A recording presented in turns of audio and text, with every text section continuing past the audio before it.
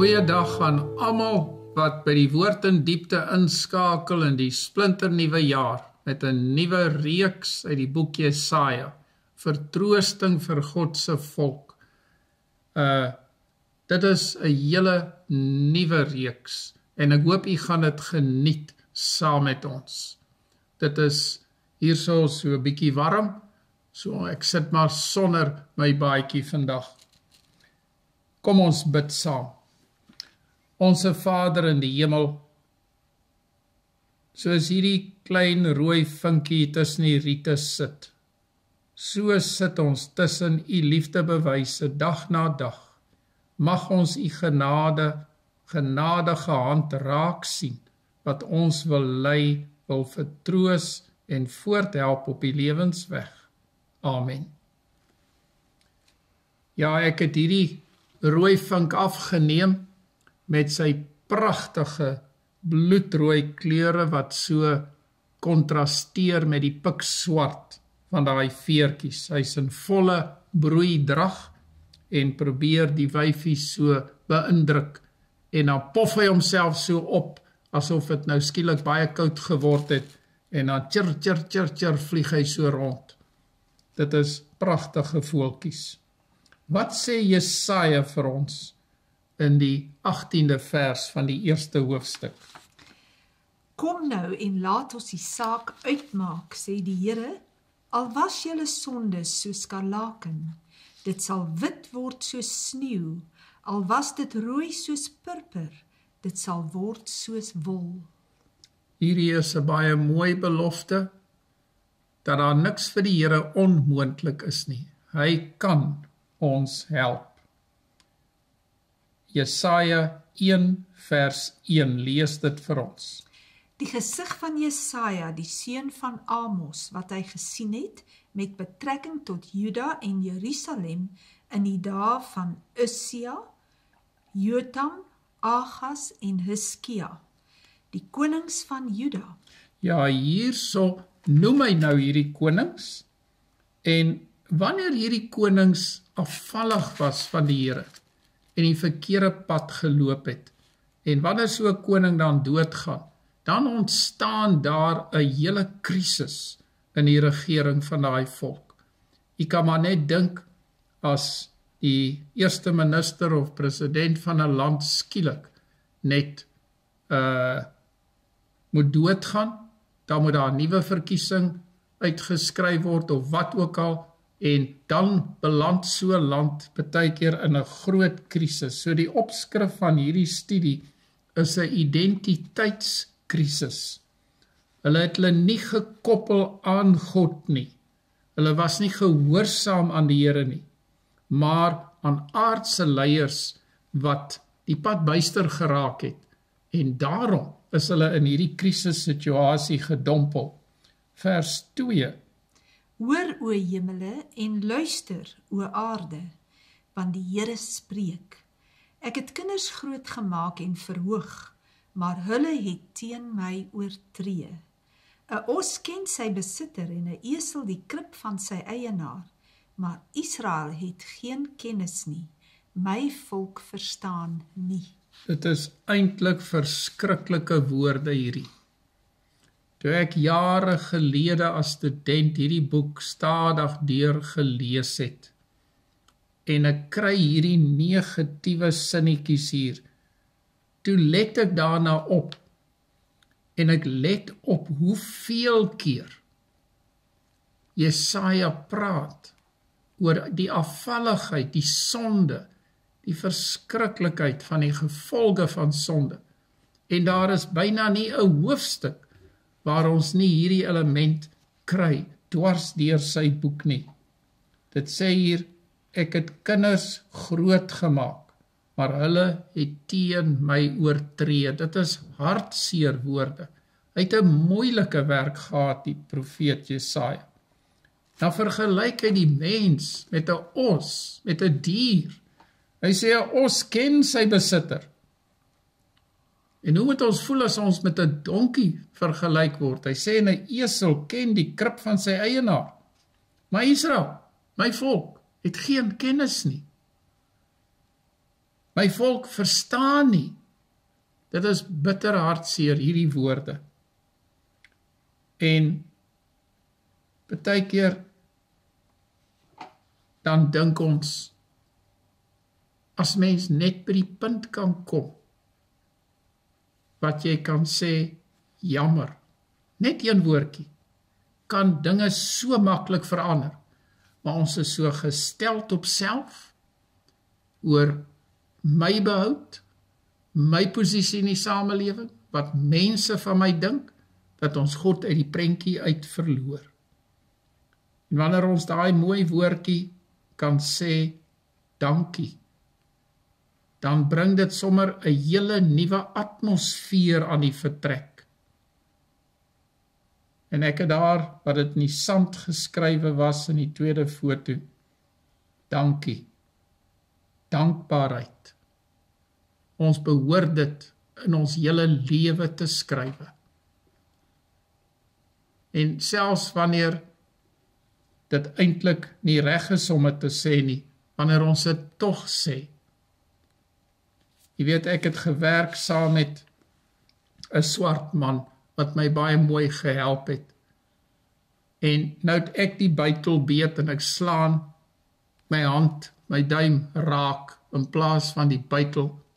En toe ek dit doen, toe sê hy, jammer meneer. Elke keer wanneer ek 'n dom ding doen, dan sê hy jammer. Want hy het 'n gevoel vir my. Dit was vir my so mooi, het my baie geleer. Deuteronomium 4, hoofstuk 26. Dan neem ek vandag die hemel en die aarde as getuies teen julle. In 'n hofsaak is dit ernstige woorde hierdie. Die hemel en die aarde sien. Ons kan niks in die geheim doen nie. Sien wat ons doen. Jesaja 1 vers 4. Wee die sondige nasie, die volk swaar van skuld, die geslag van kwaaddoeners, die kinders wat verderflik handel. Hulle het die Here verlaat, die Heilige van Israel verag. Hulle het agtertoe weggedraai. En voor ons die negativiteit van hierdie boek Jesaja aanspreek of hom dalk veroordeel, moet ons besef dat hy net die waarheid praat oor my. Die hele nasie, hy sê die sondige nasie. Hy praat nie oor een persoon nie. Hy sê die volk swaar van skuld. Dis woorde wat baie hartseer hierdie is. 'n geslag, die hele geslag van kwaaddoeners. Vers 5. Maar waar wil julle nog geslaan word, dat julle voortgaan met af te wyk? Die hele hoof is siek, en die hele hart is krank. Van die voetsool af tot die hoof toe is daar geen heel plek aan nie, maar wonde en kwesplekke en vars houe. Hulle is nie uitgedruk of verbind of met olie versag nie. Nou, hierdie stuk is so skerp hier aangespreek. Dit staan so uit, as dit ware. Ek dink aan die man wat op die pad tussen Jerusalem en Jerigo aangeval is. En daar langs die pad half dood laat bly lê is, en toe die leviet en die priester en uiteindelik die barmhartige Samaritaan daar verby gekom het. Waar wil julle nog geslaan word? Dan sê dit, die hele hoof is siek. Met ander woorde, dit waarmee ons dink. Ons hele gedagtegang is siek. Ons geestelike lewe is ver van wat dit moet wees. Van die voetsool af tot by die hoof. Met ander woorde, van Genesis tot Openbaring, het ons nie 'n benul van wat God se woord vir ons wil sê nie. Dis net vars houe. Soos Jakobus sê, die Here laat moeilikhede oor ons lewe kom om ons terug te bring na hom toe. Maar elke keer wanneer daar iets met my gebeur, dan hou ek maar net aan weer die verkeerde ding doen. Dan moet hy ons weer slaan, en is asof ons nie wil luister nie. Hy wil ons red, hy wil ons nie slaan nie. Vers 7. Julle land is 'n wildernis. Julle stede is met vuur verbrand. Vreemdes verteer julle landerye in jul teenwoordigheid. En dit is 'n wildernis soos by 'n omkering deur vreemdes. Nou, die volk van die Here was 'n landbouvolk, 'n volk wat ook 'n herderslewe gelei het. En dan sê hierso, julle land is 'n wildernis. En daar's pragtige beloftes, dat wanneer hulle aan die Here gehoorsaam is, wanneer hulle die wees en die weduwee versorg, en die reg van die weduwee instaan vir haar reg, en vir hulle wat swak is, sal die Here seën, en sal hy hulle gewasse laat groei. Maar nou sê dit die land is 'n wildernis. Hulle het die Here verlaat. En ek weet hier in die ou Transvaal, soos ons dit noem, as die winter kom, en van die mense kry koud, en hulle maak 'n vuurtjie, en die vuurtjie spring in die gras in, en die Hoëveldse grasvelde brand af, dan is dit pikswart en verbrand. En dit is 'n gesig wat vir my baie moedeloos laat voel. En dit is een van die redes hoekom ek Kaap toe getrek het. Want hier in die Kaap, of het somer of winter is, dit is gewoonlik grasgroen, en dit is te mooi om dit te sien. Maar hier sê dit, julle stede is met vuur verbrand. En dan sê dit, daar's vreemdes, wat inkom op hulle landerye, hulle goed, hulle opbrengs, hulle gewasse steel, en die volk word verarm daardeur. Dis 'n geweldige negatiewe prentjie wat hier geskets word. Vers 8. En die dogter van Sion het oorgebly soos 'n skermpie in 'n wingerd, soos 'n slaapplekkie in 'n komkommertuin, soos 'n beleerde stad. As die Here van die leerskare vir ons nie 'n klein oorblyfsel oorgelaat het nie, soos Sodom sou ons geword het. Ons sou net soos Gomorra gewees het. Ja, wat 'n sterk woorde hierdie. Dit is eintlik hartseer woorde wat pleit dat die volk sal terugkom na die Here toe, sodat hy hulle kan seën. En dan het 'n skilder dit hier so voorgestel. Hier is 3 fotootjies. Die eerste stel hy die vernietiging van Sodom voor. Dit het God nie behaag om Sodom so te vernietig nie, maar hulle sondes het in hemel toe geroep, en hy moes daar die bose stad vernietig. En dan in die tweede fotootjie daar, sien jy die woestyn daar, daar's niks wat daar groei nie. Dis hoe Sodom en Gomorra of daardie gebied vandag lyk. Hier en daar is daar opgrawings, waar hulle probeer om nog iets op te grawe van daai antieke stede. En dan in die derde foto is daar so 'n kliprots, wat hulle Lot se vrou noem.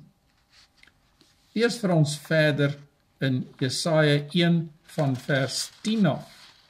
Hoor die woord van die Here, owerstes van Sodom. Luister na die wet van onse God, volk van Gomorra. Wat het ek aan die menigte van julle slagoffers, sê die Here. Ek is sat van die brandoffers van ramme en die vet van vetgemaakte kalvers, en ek het geen behaag in die bloed van stiere of lammers of bokke nie. Nou, wag net 'n bietjie hier. Wat Rebecca nou net gelees het, is die wyse waarop die volk aanbid het. Hulle het lammetjies gebring, hulle het bokke gebring, hulle het beeste gebring om te offer. Dit was die wyse hoe hulle aanbid het. En nou klink dit asof die Here vir hulle kwaad is hieroor. Hy sê, wat het ek aan die menigte van julle slagoffers? In ons taal vandag sal ons sê, ek is siek en sat vir julle dinge. Nou sê nou maar, u plaas uself in die skoene van die Here. En daar is 'n gesin op aarde, wat in dankbaarheid elke dag, voor hulle iets eet, 'n gebed doen. Ons noem dit 'n tafelgebed. En wat vir kos dankie sê wat hulle het om te eet. En kom ons sê, dat daar 2 gesinne is. Die een gesin is 'n ryk gesin, en die ander gesin is 'n arm gesin. Dit hoef nie so te wees nie, maar ek stel dit nou maar so voor. En die ryk gesin begin net eet. Of, daar kom 'n besoeker by en hulle besef, nee, ons moet daarom bid voor ons eet. En dan rammel iemand gou daar 'n rympie af, gee aan die slaai, ek wil van daai aardappels hê, en hierdie rympie word afgerammel en afgerammel. Elke dag dieselfde iets. Dit beteken vir hulle niks, maar hulle moet dit doen, want dan kan hulle eet daarna. Die ander gesin sit met min op die tafel. Daar's pampoen gekook, en daar's 'n stukkie droë brood. En dan word die pampoen saam met die brood geëet, of die pampoen word op die brood gesmeer. Maar dan wanneer die vader van daardie huis, of een van die kinders van daardie huis, dankie sê, dan voel jy die dankbaarheid aan. As daai kind sê, liewe Jesus, dankie dat ons vandag nie net droë brood het nie, maar dat ons pampoen het om op die brood te smeer. Dan kom daar trane in jou oë, want ons het altyd botter, ons het altyd wat ook al, wat ons op die brood kan smeer. En wie gaan nou pampoen op brood smeer? Ja, daar was daar, wanneer jy jou broodjie skool toe gevat het, met pampoen daarop gesmeer. Daar was swaar daar, wat ons mense ken. Maar hier spreek die Here hulle aan. En lees vir ons dan verder. Want dalk het ons aanbidding net so geword soos die ryk gesin, wat maar deur 'n wettiesheid deur hierdie formulier gaan en hierdie dinge doen, maar wat God werklik nie aanbid nie. En dan sê die Here, ek is moeg van julle gebede. Ek is moeg van die dinge wat julle vir my bring, en julle noem dit godsdiens. Vers 12. As julle kom om voor my aangesig te verskyn, wie het dit van julle hand geëis om my voorhowe te vertrap? Bring nie meer skynheilige offergawes nie. Gruwelike reukwerk is dit vir my. Nuwe maane en sabbate, die uitroep van samekomste. Ek verdra geen ongeregtigheid en feestyd nie. Julle nuwe maane en julle feestye haat my siel. Hulle is my 'n oorlas. Ek is moeg om dit te dra.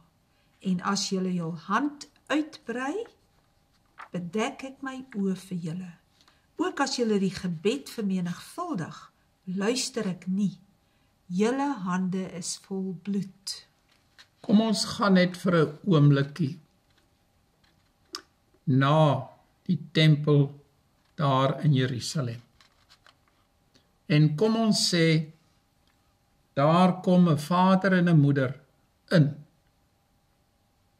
En die kind het 'n lammetjie wat hy daarso nie meer dra nie, want die lammetjie word swaar, maar aan 'n gevlegte toukie het, en hy lei die lammetjie in. En pa en ma stap verder na die plek toe, waar hulle seker hierdie lammetjie moet gaan offer. Daar is mense, dit is baie besig daar in die voorportaal van die kerk, van die sinagoge, van die aanbiddingsplek. En skielik gaan staan hierdie jong seun stil, en hy kyk. Want dit is Jesus toe hy maar 12 jaar oud was. En hy kyk na 'n tafel daar, waar daar ewig gestry word oor die prys van 'n lam. Die man wat die lam gebring het of die skaap gebring het om te offer, sê nee, maar hierdie is my beste lam. Maar die persoon agter die toonbank, hy wil geld maak. En so word daar gestry en gepraat en gerede kabel, want die een wil die ander een te nakom en wil geld maak uit die hele aanbiddingssituasie. Hier blare bees, daar bulke koei, hier bê die lammetjies, daar het iemand 'n kussie met duwe in, want is arme mense, en so gaan hierdie hele rowerspilonk, soos Jesus dit genoem het. Hierdie dinge gaan in die tempel aan. En hier staan 'n jong seun, en hierdie dinge wat hy gelees het uit Jesaja, begin posvat in sy gedagtes, en hy begin snap dat die lammetjie wat hy inbring, dat hy uiteindelik daardie lam gaan wees wat geslag gaan word, en hy sien die haat en die nait en die gulsigheid van die mense wat daar besigheid doen. Dink vir 'n oomblik daaraan, wat het deur sy kop gegaan? Daar's net een ding in daardie man se oë, en dit is geld, nie aanbidding nie. En in daardie agtergrond praat Jesaja hard hier. Let nou op terwyl Rebekka vers 16 lees, na die werkwoorde, een na die ander. Was julle, reinig julle, neem die boosheid van julle handelinge voor my oë weg. Hou op om kwaad te doen. Leer om goed te doen. Soek die reg, beteel die verdrukker. Doen reg aan die wees, verdedig die saak van die weduwee. Het jy opgelet?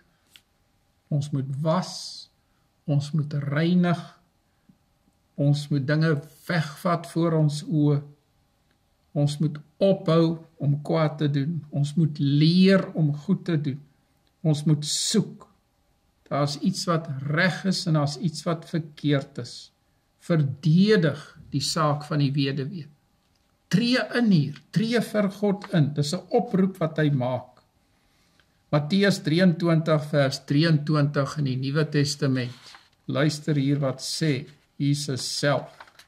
Wee julle skrifgeleerdes en fariseërs, geveinsdes, want julle gee tiendes van kruisement en anys en koljander, en die swaarste van die wet laat julle na, die reg en die barmhartigheid en die trou.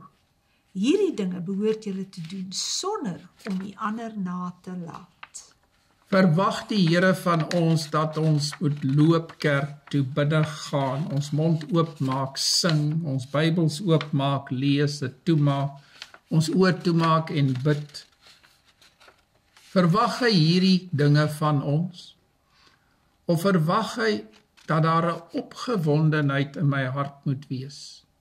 Die voorreg om kerk toe te gaan, saam met 'n broer en 'n suster, om die Here saam te aanbid. Daardie lus wat ek hier in Afrika gesien het, om daardie 23 kilometer van donkeroggend af te lê te voet, sodat ek op 'n Sabbat by die kerk kan kom om God te aanbid. Dit is nie 'n ritueel of 'n seremonie of iets wetties nie. Dis omdat ek daar wil wees. Dis dinge wat baie hard met my hart praat.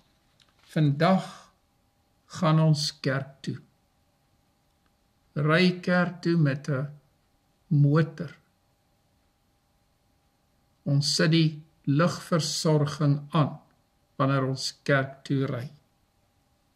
Uiterlik doen ons alles reg. Ons groet die mense met ons kerkklere aan. Van buite is ons perfek. Mense sien ons as voorbeeldige gelowiges.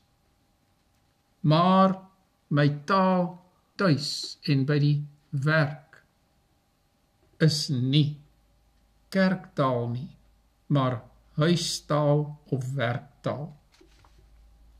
Hoe ken my vrou en my kinders my as ek 'n man is? Hoe ken my bediende my? Hoe ken my diere my? Jy weet, ek kom by 'n hondjie en ek besef dat as ek in die teenwoordigheid van hierdie hondjie is en ek roer my hand net 'n bietjie vinnig, dan krimp daardie hondjie in mekaar. Daai hond vertel my dat hy mishandel was en dat hy mishandel is. Doen ek alles reg wanneer ek by die kerk aankom? Trek ek daai baadjie van uiterlike heiligheid aan, waardeur God sien. Hy sien dit raak, en hy sien wat binne-in is, sien hy raak. Wat sê Jesus van hierdie mense in Matteus 23 vers 24? Blinde leiers, julle wat die muggie uitsif, maar die kameel insluk. Wee julle skrifgeleerdes en fariseërs, geveinstes, want julle maak die buitekant van die beker en die skottel skoon, maar binnekant is dit vol roof en onmatigheid. Blinde fariseer maak eers die binnekant van die beker en die skottel skoon, sodat ook die buitekant daarvan skoon kan word. Vers 27. Wee julle skrifgeleerdes en fariseërs, geveinstes, want julle is net soos gewitte grafte wat van buite wel fraai lyk, maar van binne vol doodsbene en allerhande onreinheid is. Dis daarom 'n baie sterk standpunt hier waar Christus dit baie reguit sê. Vers 28. So lyk julle ook van buite vir die mense wel regverdig, maar van binne is julle vol geveinsdheid en ongeregtigheid. En in 'n eerste van 2 fotootjies hier het 'n skilder hier die fariseërs so voorgestel. Hulle is so vol van hulle self, dis belangrik wat ander van my dink, en hulle wetywer teen mekaar, en hulle het hulle loon weg. En in die tweede foto sien die gewitte grafte. Hierdie grafte is nie soos ons grafte vandag nie, maar hulle het grafte so gebou as monumente, en dit afgewit, laat dit net pragtig lyk. Hier is so 'n hele ry grafte, wat so pragtig en rein lyk, maar binne is dit vol doodsbeenere. Deuteronomium 4 vers 26. Dan neem ek vandag die hemel en die aarde as getuies teen julle, dat julle sekerlik gou uit die land sal vergaan, waarheen julle oor die Jordaan trek, om dit in besit te neem. Julle sal die dae daarin nie verleng nie, maar sekerlik verdelg word. Nou, wanneer ons so kom, en dalk 'n rad voor mense se oë draai, kan ons 'n rad voor God se oog draai? Sien hy nie dwars deur ons nie? Wanneer ons te skaam is om iets te bely, weet hy nie lankal toe ek nog beplan het om dit te doen, dat ek dit sou doen nie. Nou verstaan 'n mens die doel van God se harde woorde en die meegaande waarskuwing aan sy volk. Hy probeer hier nie om sy kinders te verwerp nie, maar om hulle na hom terug te lok, om hulle na hom terug te bring. Sy aanbod om vergifnis is 'n kragtige argument wat hy aanvoer. Sy groot beweegrede vir hierdie oproep is 'n morele herlewing, dat sy volk sal sê ons is jammer, ons kom terug. Hier sien 'n mens die eerste tekens van die ontluiking van die nuwe verbond, waarvan Jeremia in hoofstuk 31 geskryf het, vers 31 tot 34, en van sy profesieë praat, een waarvan vergifnis die grondslag is van 'n nuwe hartverhouding met God. So wil die Here red. Eers bevind 'n mens jou in die doodloopstraat van sonde skuld, wat jy glad nie kan vereffen nie. En dan steek die Here sy hand uit, en hy sê, kom, ek help jou. Jesaja 1 vers 19, onthou 1 vers 18 het gesê, al was julle sondes, So skarlaken. ja, het sal wit word. Nou luister wat sê die volgende vers, vers 19. As julle gewillig is en luister, sal julle die goeie van die land eet.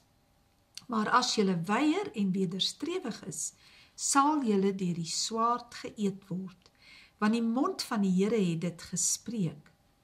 Ag, hoe het die getroue vesting 'n hoer geword? Dit was vol reg, geregtigheid het daarin vernag.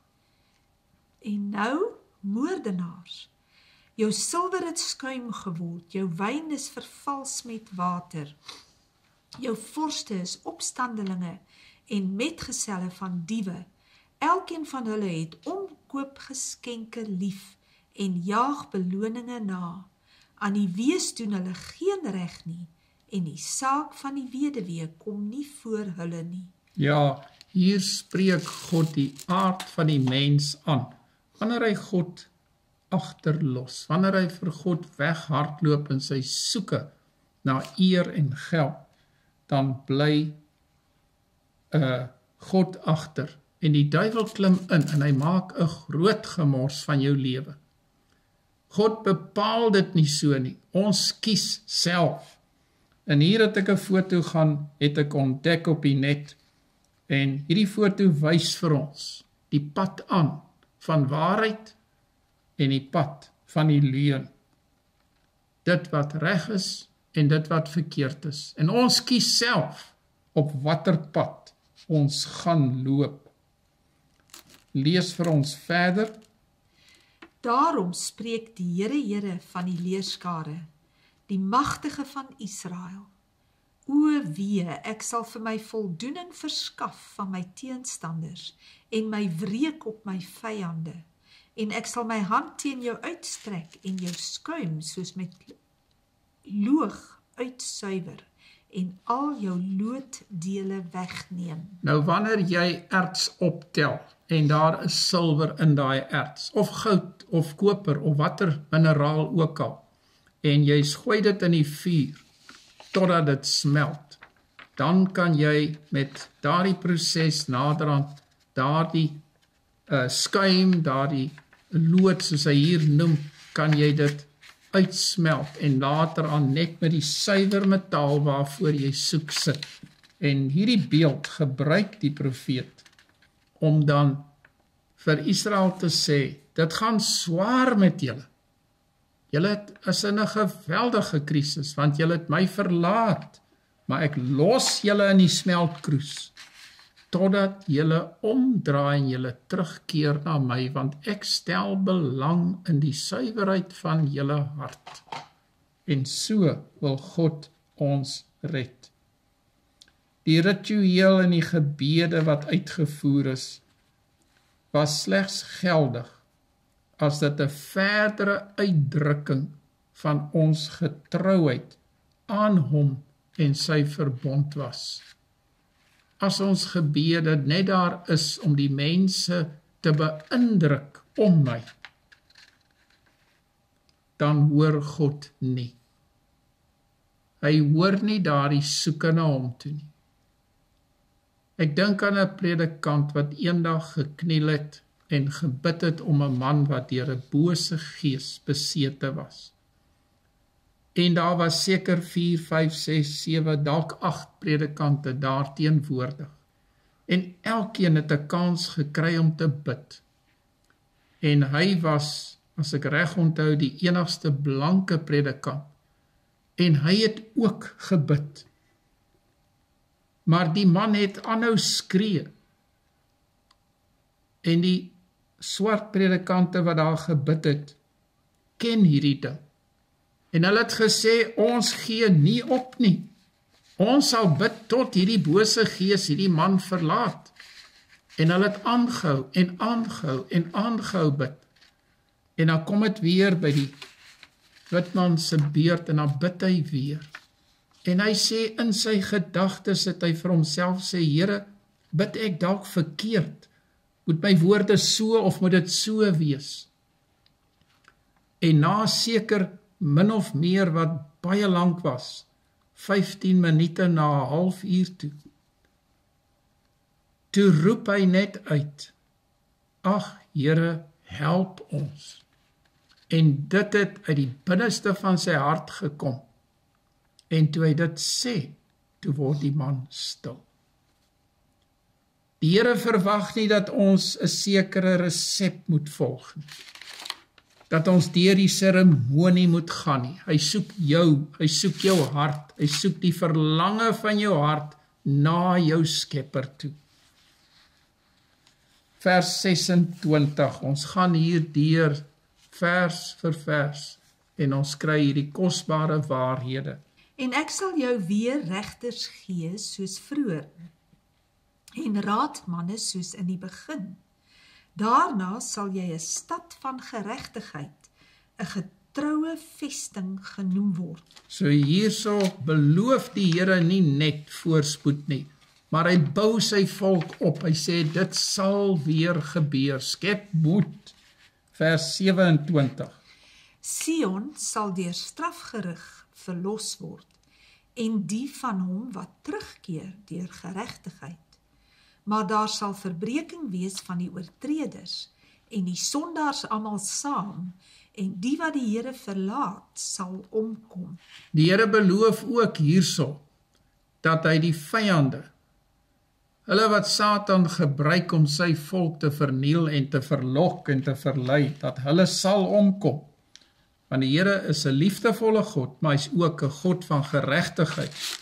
En vir hulle wat hom kies, sal hy opbou, en vir hulle wat teen hom draai, sal hy vernietig. Vers 29. Want hulle sal in die skande kom weens die terpentynbome waar julle beha in het. En julle sal rooi van skaamte word oor die tuine wat julle verkies het. Want julle sal wees soos 'n terpentynboom waarvan die blare verdor, en soos 'n tuin wat geen water het nie. En die sterke word tot vlas, en sy werk tot 'n vonk, en hulle sal albei tesame brand, sonder dat iemand uitblus. Nou ek het nie 'n mooi begrip van wat hier aangaan nie, want ek het nie genoeg navorsing gedoen nie, want die terpentynboom en wat sy hele simboliek en betekenis hier is, weet ek nie so mooi nie. Maar ek het wel 'n foto gekry van 'n terpentynboom, en dit is 'n boom waaruit 'n hars getap word. Hulle maak sulke snye in die stam, en dan tap hulle daai hars af, en dan verwerk hulle dit na 'n vloeistof toe, en hulle kry terpentyn uit hierdie boom. Dan is daar ook dennebome, waaruit hulle die hars tap, en ons almal ken daardie olie en daai hars wat binne in 'n denneboom is. As dit aan jou klere kom en jou ma stryk daai klere, dan maak dit 'n swart kol daar. En ek was baie keer in die moeilikheid, want daar op Helderberg waar ek groot geword het, was ek baie lief om in die dennebome rond te klim, en my klere het baie keer van hierdie hars opgekry. En in die tweede foto kan jy sien hoe hulle, as ek reg onthou, dan is hierdie foto in Vietnam geneem, waar hulle hierdie eivormige snitte so aan die stam van die boom maak, en dan loop die hars daaraan af, en dan gebruik hulle dit om terpentyn te maak. En dan daai hars vorm kristalle, en dis nogal mooi. In die derde foto sien jy van hierdie harskristalle, wat dan uitgevoer en verkoop word. Jesaja, die 5de hoofstuk, vers 1. Hier is daarom 'n bietjie meer positiewe woorde. Laat my tog sing van my beminde, 'n lied van my beminde oor sy wingerd. My beminde het 'n wingerd op 'n vrugbare heuwel. So het Israel, die volk van God, geweet, hulle is die wingerd van God en God praat van hulle. Vers 2. En hy het dit omgespit en die klippe daar uitgehaal en dit beplant met edel wingerdstokke. En hy het 'n toring daar binne-in gebou en ook 'n parskuip daarin uitgekap. En hy het verwag dat dit druiwe sou dra, maar dit het wille druiwe voortgebring. Nou, hier is 'n baie mooi vergelyking of gelykenis hierso.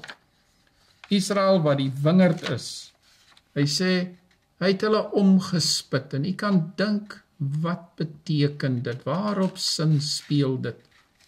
Dat hy dit omgespit het. En die klippe het hy uitgehaal uit hierdie tuin uit. En ek het haal elke keer as ek in die tuin spit, dan kom maar weer en weer klippe uit. Dit gaan nou al baie, baie beter. En dan sê dit, hy het 'n toring daar binne-in gebou. Hierdie toring was sekerlik waaraan iemand kon sit en ver kon sien wanneer die vyand aankom. Dit het beskerming gewees vir die wingerd. Dan was daar ook 'n parskuip waar hulle die druiwe, die ryp druiwe ingegooi het en dan getrap het om die druiwesap te kry. En dan het die treurige woorde uit verwag dat dit druiwe sou dra.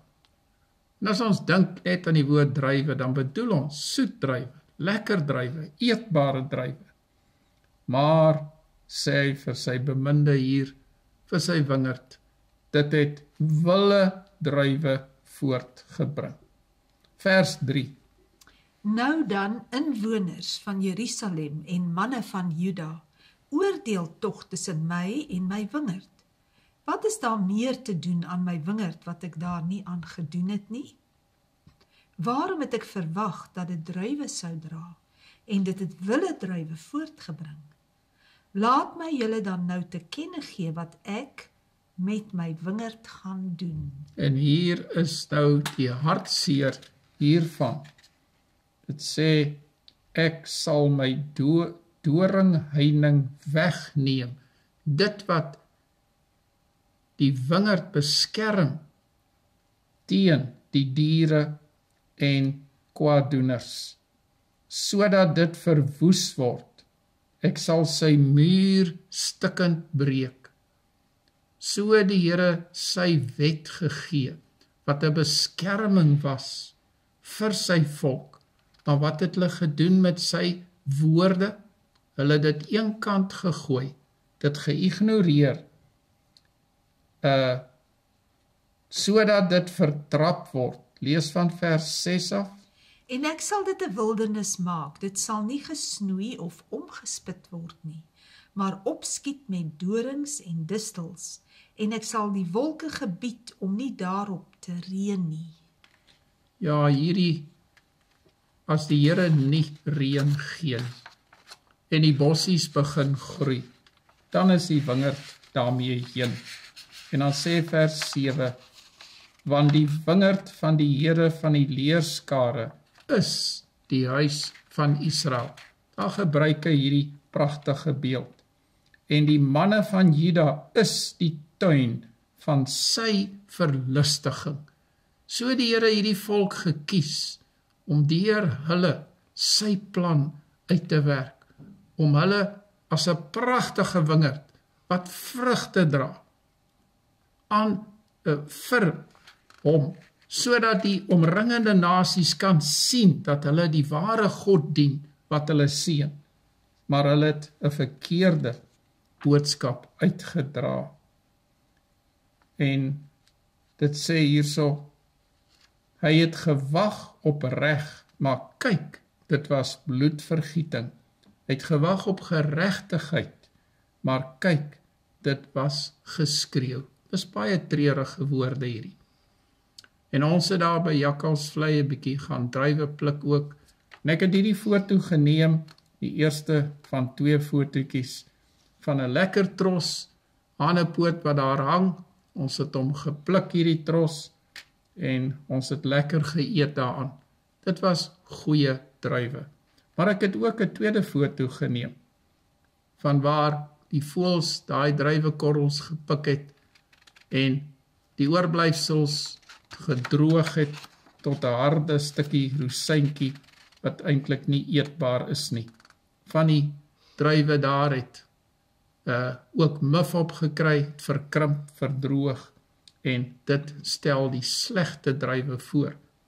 Verbeel jou dat iemand so trots die druiwe op jou bord sit, en dink hy doen jou 'n guns.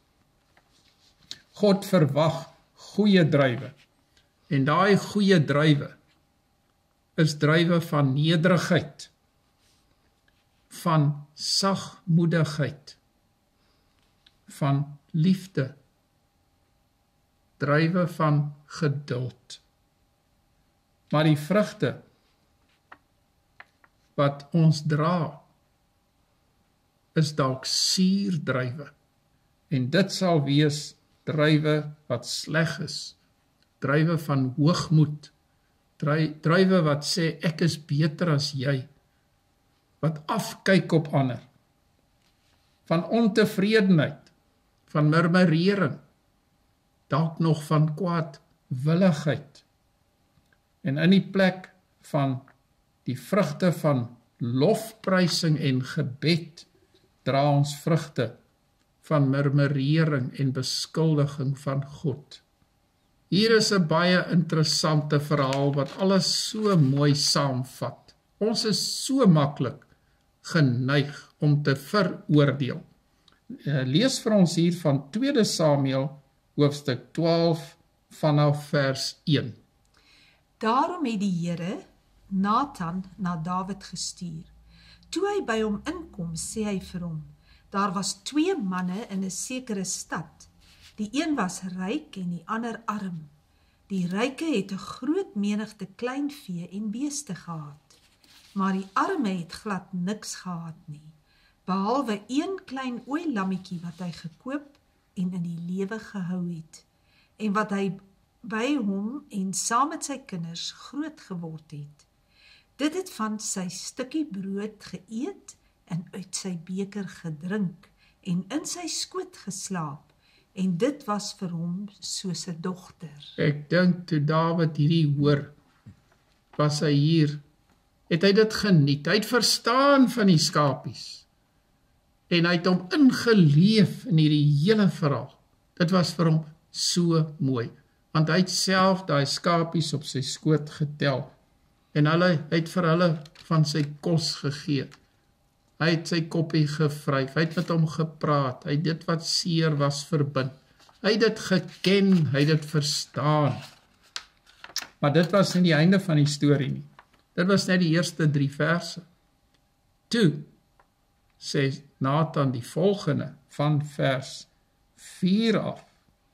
En toe daar besoek kom by die ryk man, het hy ontsien om van sy kleinvee of beeste te neem, om vir die reisiger wat by hom gekom het iets te berei.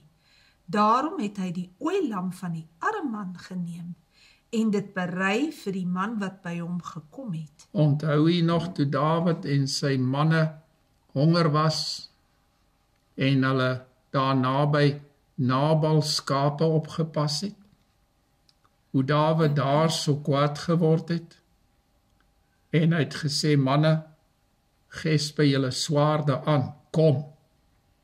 En hy het besluit dat daardie dag sal daar nie 'n manlike persoon lewend oorbly van Nabal se huishouding nie. En hoe hy toe opgetrek het, daardie selfde woede as het ware, pak vir Dawid hierso. Wat sê vers 5? En Dawid het baie kwaad geword vir die man en aan Nathan gesê, so waar as die Here leef, die man wat dit gedoen het, moet sterwe. So het Israel verval in goddeloosheid. God se wet het hulle eenkant toe gestoot, en hulle het nog met hulle seremonies aangegaan, wat nou belaglik gelyk het en wat aanstoot gegee het, wat die Here se naam skade aangedoen het in die oë van die nasies. Hy kon hulle nie seën nie en hy het hulle wille drywe voortgebring. En hierso is ons baie gou, net soos Dawid, om ander te veroordeel. En Nathan sê, juist die man. In ons gebedsfoto is hier 2 lammetjies. En ons moet daaraan dink, wanneer ons iemand sien wat hulp nodig het, dat die lam van God vir ons gesterf het. En ons moet sy hande en sy voete wees, sodat ons sy boodskap reg sal uitdra aan die mense om ons. Kom ons bid saam. Dierbare Vader, baie dankie dat U in die krisistyd ingetree het vir ons, toe ons nog sondaars was, dat U vir ons gesterf het, dat U vandag U hand uitsteek na elkeen van ons, om ons op te help, om ons te leer, om ons op U weg te plaas. Here, ons bely ons swakheid, ons bely ons sonde, en ons sê ons is jammer. Amen.